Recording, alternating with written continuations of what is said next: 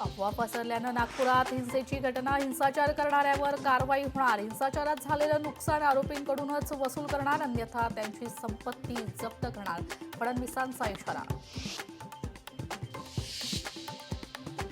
नागपूर हिंसाचारादरम्यान नुकसानग्रस्तांना 3 ते 4 दिवसात भरपाई देणार, वाहनांची तोडफोड झालेल्यांनाही नुकसान भरपाई. मुख्यमंत्री देवेंद्र फडणवीसांची पत्रकार परिषदेत घोषणा.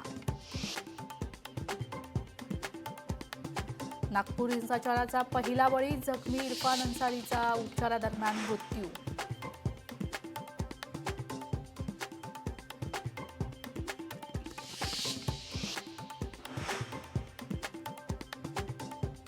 प्रशांत कोरटकर कोलकाता मार्गे दुबईला गेला, सूत्रांची माहिती. तर कोरटकरचा मुंबई उच्च न्यायालयात अटकपूर्व जामीनसाठी अर्ज.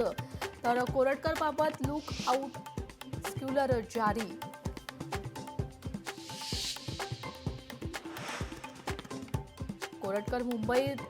कोरटकर दुबईत हे गृह खात्यांचं अपयश, इतिहासकार इंद्रजित सावंत यांची टीका. तर कोरटकरच्या मागे कुठली तरी यंत्रणा कार्यरत असल्याचा आरोप.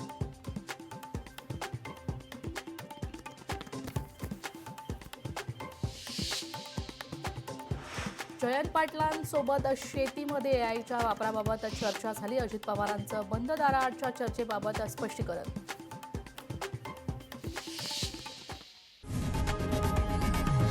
लोकशाही मराठी ऐका, पहा, जागरूक रहा.